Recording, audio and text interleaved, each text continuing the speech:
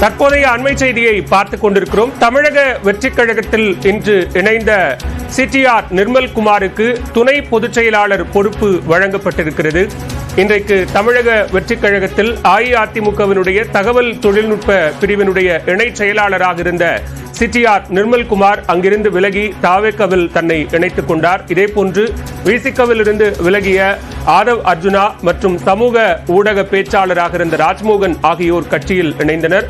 அவர்களுக்கான பொறுப்புகள் அறிவிக்கப்பட்டு தற்போது அறிவிப்பு வெளியாகியிருக்கிறது.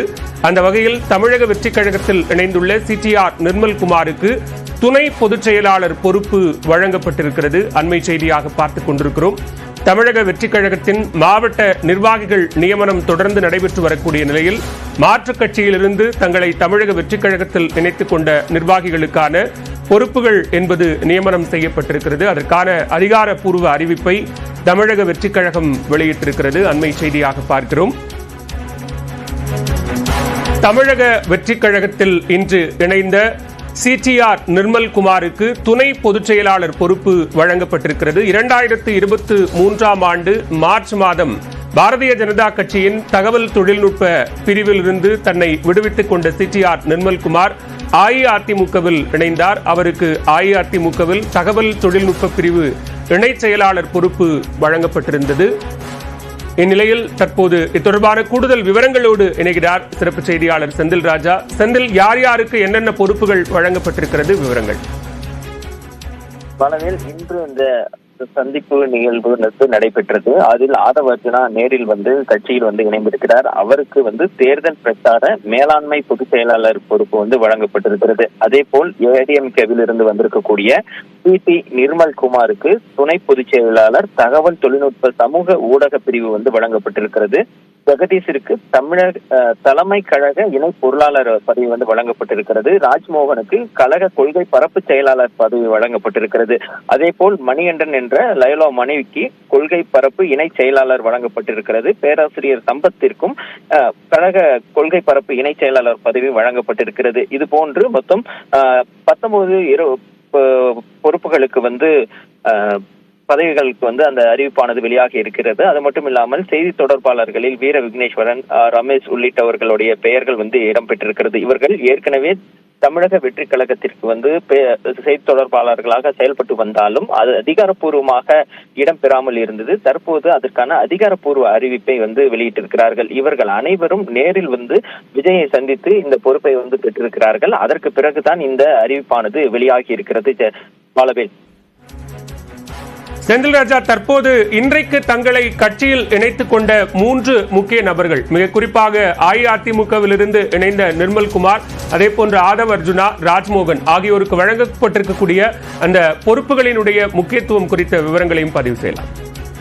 பாலவேல், ஆதவ் அர்ஜுனாவிற்கு தேர்தல் பிரச்சார மேலாண்மை பொதுச் செயலாளர் என்ற ஒரு பதவியை வழங்கியிருக்கிறார்கள். இவர் 2026 ஆண்டு நடைபெற இருக்கக்கூடிய சட்டமன்ற தேர்தலில் தேர்தல் பணிகளை இவர் கவனிப்பார் என்று தெரிகிறது. அதாவது தேர்தல் பணிகள், தேர்தல் பிரச்சார பணிகள் உள்ளிட்ட அந்த தேர்தல் தொடர்பான வேலைகளை அவர் கவனிக்க இருக்கிறார். அதே போல் நிர்மல்குமார் சமூக ஊடக பிரிவை தலைமையேற்று நடத்துவார் என்று எதிர்பார்க்கப்படுகிறது. அதற்காகத்தான் துணை பொதுச் செயலாளர் தகவல் தொழில்நுட்பம் மற்றும் சமூக ஊடக பிரிவு வழங்கப்பட்டிருக்கிறது.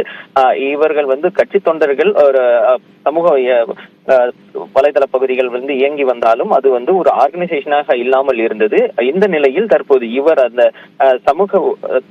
சமூக ஊடக பிரிவை வழிநடத்துவார் என்று எதிர்பார்க்கப்படுகிறது. அதே போல் ராஜ்மோகனுக்கு கொள்கை பரப்பு செயலாளர் பதவி கொடுக்கப்பட்டிருக்கிறது. கட்சி கொள்கை உள்ளிட்ட விஷயங்களை இவர் மக்களிடையே எடுத்து செல்வதற்காக இவரும் இவருடைய அணியினரும் செயல்படுவார்கள் என்று தெரிகிறது.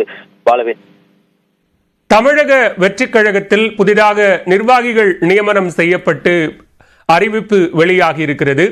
தலைமை கழக இணை பொருளாளராக பி ஜெகதீஷ் நியமிக்கப்பட்டிருக்கிறார். அதே போன்று அஇஅதிமுகவினுடைய தகவல் தொழில்நுட்ப பிரிவிலிருந்து வந்த சிடிஆர் நிர்மல்குமாருக்கு துணை பொதுச் செயலாளர் பொறுப்பு வழங்கப்பட்டிருக்கிறது. அதே போன்று பல்வேறு நபர்களை சமூக ஊடக பிரிவு மற்றும் செய்தி தொடர்பாளர்கள் உள்ளிட்டோருக்கான நியமனங்களையும் தற்போது தமிழக வெற்றிக் கழகம் அதிகாரப்பூர்வமாக அறிவித்திருக்கிறது. அண்மை செய்தியாக பார்த்துக் கொண்டிருக்கிறோம்.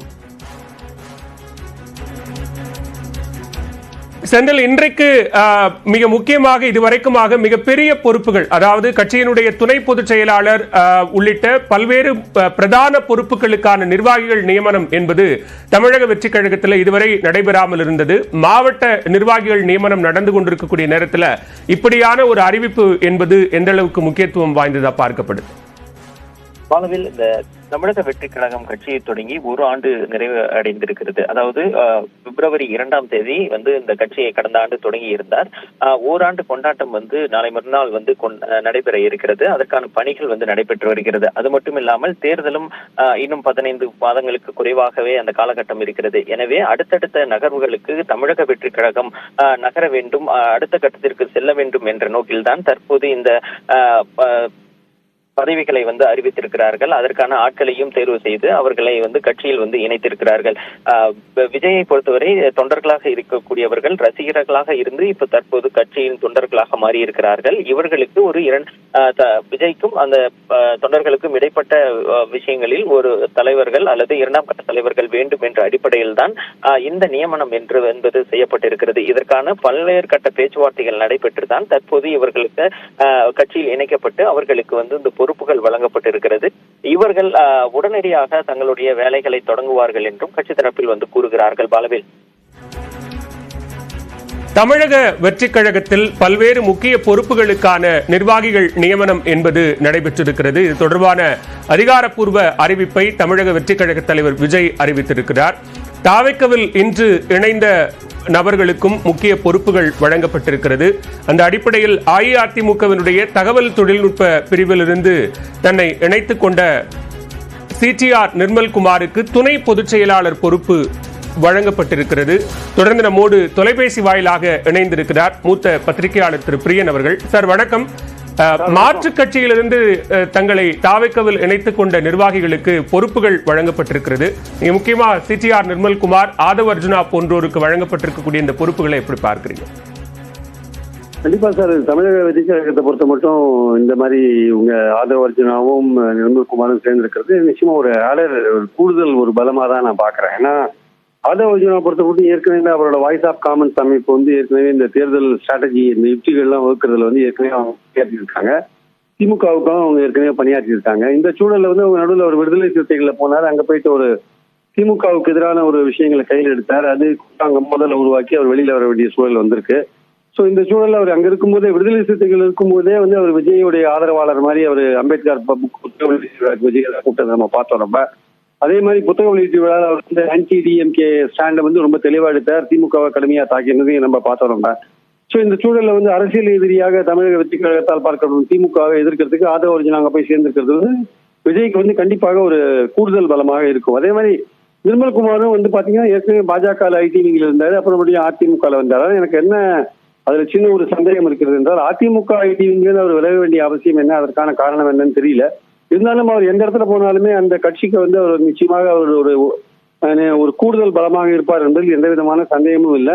இந்த ரெண்டு பேர் சேர்தலும் கிட்டத்தட்ட விஜய்க்கு பலம் தான். அதே சமயத்தில் இன்னொரு விஷயமும் இருக்கு. ஏற்கனவே அங்க ஒரு எலெக்ஷன் ஸ்ட்ராட்டஜிஸ்ட் அங்க இருக்காரு, ஜான ஆரோக்கியசாமி, புசி ஆனந்த் அவர்கள் பொதுச் செயலாளர் இருக்காங்க. இந்த மாதிரியான இவர்கள் இவர்களுக்குள்ள கருத்து ஒருமித்து போறது அல்லது இவருடைய கருத்துக்கள் மோதல் போன்ற விஷயங்கள்லாம் வெளியில் வராதபடி எந்த அளவுக்கு கட்சியை கட்டுக்கோப்பா வெளியில விஜய் கொண்டு போறாரு, எடுத்துக்கொண்டு போகிறார் என்பதை பொறுத்து இருந்தான் பார்க்க வேண்டும்.